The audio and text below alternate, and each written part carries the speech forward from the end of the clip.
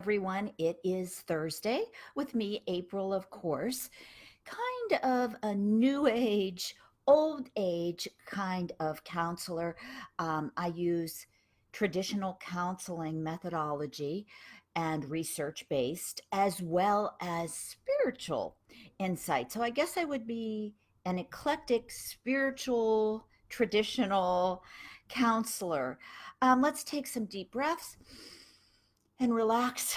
It's been a crazy week for me. I was in the hospital. We have all kinds of stuff going on. And um, it's such a blessing to be here with you today and to spend um, some time together.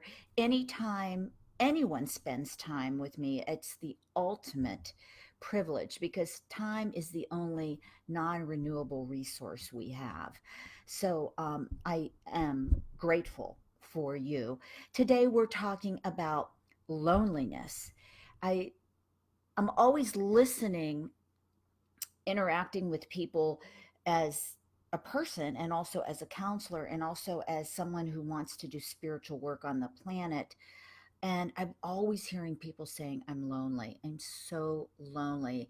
And when I was in the hospital, I was completely alone, but I wasn't lonely. And I thought, what makes people feel that emptiness, that brokenness? Demi Lovato in one of her songs said, or somewhere I read that she used and relapsed when she was feeling alone and lonely, and that's a sad, very sad thing. And I just heard, and I don't remember her name, but the young lady that was the first star of Superman committed suicide from loneliness, although she had a bipolar disorder, which is my clinical side. And that is a desperate disease because with bipolar, you are aware, totally aware when you're going to cycle and go down and up and down and up. And so it's not um, a normal for a high percentage of bipolars to take their own lives. So back to the topic of loneliness. When I see that somebody is lonely, I think of two things that come to my mind as your therapist, counselor, friend, confidant, anything you want to call me. That's fine. One is you don't remember who you are. And two is you are looking outside for things to tell you who you are. Spiritually, we'll go to the spiritual component and then we'll go to the counseling component first. The spiritual component is you are a wonderful soul. When I see people, I just fall in love with them. If you really saw yourself, you would be in love and you would be fine and you would know that you are connected to source. You come to earth from source, you return to earth, return to heaven, or you die, and part of that being is released. We've done work on that, and but we get the disconnect some between coming and leaving. We're like lost on a subway somewhere. We don't know where we're going or where we're going to end up. The truth of the matter is, I try to encourage you to believe that you are a soul. You have been here before. You will be here again. I know a lot of people don't believe that. We're one of the only cultures in our world that do not believe in reincarnation. Either way, you have been here before and you are part of something bigger than yourself. Therefore, when you really get it, you are not alone. You are always connected to that source. Now, you could be looking down at the ground through your life, which is darkness and a density. We'll pretend that's what that represents, instead of looking up in the light. But that doesn't mean the light is still not there. If you turn off the lights at night, doesn't mean that the stoplight's still not up the street. Um, there is always a light on you, and it is only the perceptions we have taken in our cognitive mind that have put us to sleep. Once again, I'm going to relate to that zombie kind of state that most of us seem to be walking around missing out a great opportunity to have fun and enjoy life. Um, I very rarely feel alone. So, um, maybe that's not my lesson in this lifetime. I have many other issues, okay, but that isn't one. So you don't remember who you are. So we're walking around feeling this void. Also, we don't remember we feel lonely because this isn't our home. We are on a expedition. We're like on college Earth, and we're trying to learn ways to figure it out. And there's the Big Bang Theory and all that kind of stuff. But what I want you to know is that this is just one experience and you're here to learn. And I want you to figure out what you're here to learn. And you're not just here to learn one thing, that would be easy, right? As soon as you learn one thing, another thing pops up.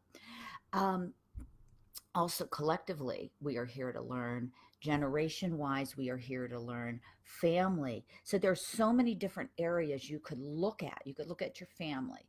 First of all, you could look at yourself. You could look at your family. You could look at your community. You can look at your generation. You could look at our culture. You could look at the globe. And these are all intertwined, whether we want to believe it or not. Like the butterfly theory, when somebody kills a butterfly or smashes it in the door in China, it resonates um, all over the globe. And I know that's like sounds far fetched, but you can bring it down to yours if it's too much for you to understand. So number one, you don't know who you are. You're lonely. Number two, you look outside. Now let's get to the cognitive part where like people searching what will make me happy. Usually it's sex. I mean, sex and intimacy is the union of two souls, literally, that um, for the moment, you are one. You are connected physically. Your DNA is connected. Your karma is connected. Your being is connected. And through the eyes of your partner, you feel oneness. The problem with leaning on that, or a career, or your children, or your beauty, or your age, um, or partying or doing drugs. We're all addicts of something. I mean, that's why I never judge an addict because we're all there, honey. We're all there, just hidden somewhere else. And it's a real crime to make that kind of judgment call. But when you look to someone, you are going like it's like you're this beautiful vase, but somehow in this planet at this time you cracked it, and you look to someone to fill it for you, and then of course they don't, because nobody can fill it for you. Nobody can do your work. Usually when I see somebody lonely, the first thing I would say to them is, you know, maybe you need to take a break, take a vacation from dating, take a vacation from romance, take a vacation from seeking outside and start to seek and look inside. No seeking outside, seek inside. And a lot of people go, oh, no, no, no, I can't do that. Oh, no, no, no. I am not going there. I want somebody and I want them now and I want them to be this and that. And they're going to complete me. And I want to look at them some days and say, complete yourself. Complete yourself. Well, I don't know how to do that. I don't know how to complete myself. The first thing I like to do is, and I'm always completing myself, I'm always changing, I'm always looking inside, is to watch those areas where I am lonely. Loneliness is a feeling. Don't be afraid of loneliness. I'm not saying to kick loneliness to the curb. Loneliness can tell us a multitude of things. All feelings can. It's like our intuitive antennas are going out. I'm feeling lonely here. Why am I feeling lonely? Am I lonely in a crowd? Am I lonely in my house alone? Am I lonely at work? And visit to what that has to say about you and yourself. Why? And then, you know who is your BFF, or who is your BFF? Who is your best friend? Become your best friend. When I see I'm lonely, I say to myself, okay, why are you lonely, Abe? I mean, what's going on here? Let's do a complete inventory of this. Let's not rush out to fill it with something. I don't need a vodka. I don't need a new pair of shoes. I don't need a new man. I don't need a new house. I don't need to go on vacation, although those things are wonderful. I don't need to call up my friends and be a whiner or complainer, which does nothing but fuel your anxiety, by the way. um, but find out, what is the message here? Why am I feeling lonely? And then fill it, do something fun for yourself. Be with you. What do you like to do? If you don't know what you like to do, and a lot of addicts have been put to sleep, they don't know what to do. They are like, they see the grass out there and they go, there's grass out there. And then through their sobriety, they go, I see the grass out there and the trees and it's really beautiful. I should go out there. And then a year or so later, they go, I'm going out there. This is fun. I'm going to go take a walk out there. I want to be out there. You will grow during this process. You may not notice it, but in 2 or 3 years, watch when you are lonely, see what the message is, note it. I am lonely because I have no one to talk to.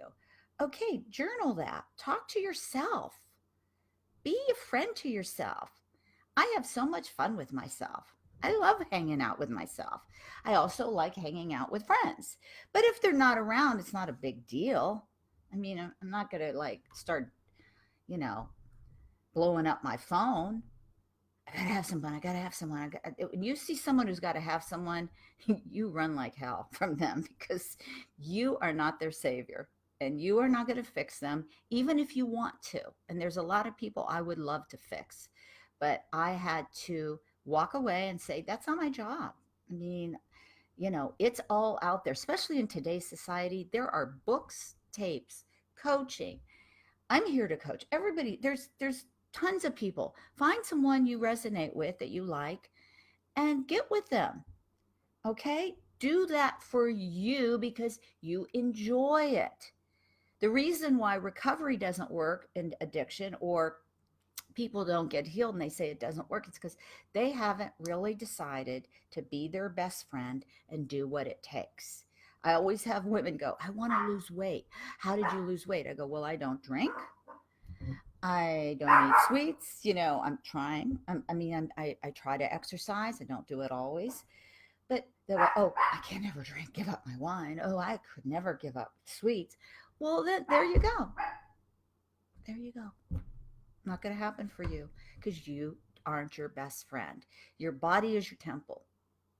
Whatever you put in is going to manifest some way. And that means hate, resentment, bitterness. Fear is the number one thing that will make you sick, will cause anxiety, will cause depression, will cause loneliness. Loneliness is just an effect of all of these other kind of emotions. Really, loneliness is an effect of fear-based. So if I was your therapist and you said you were really lonely, I would say, well, what does that mean? I have a theory that I use, and I use it with clients. It's called the number 5. And it works. It works. So anyhow, have a wonderful week. I'm going to be doing some YouTubes. My new book is coming out. I'm doing a podcast, reading the preface and the first chapter to see if you like it. It will be sold September 1st on Amazon and Kindle. If you want to get it pre-sale, you can go to aprilkirkwood.com. You are a soul. You are magnificent. You are perfect as you are. You're living in an illusion. And I am going to end with this. And I truly hope you will connect my vibration with yours so that I can give you some good energy. I love you. I praise you. I appreciate you. You are God's child. Great things happen to you if you let it. Nothing can stop that but you. Baba, Get it straight, okay?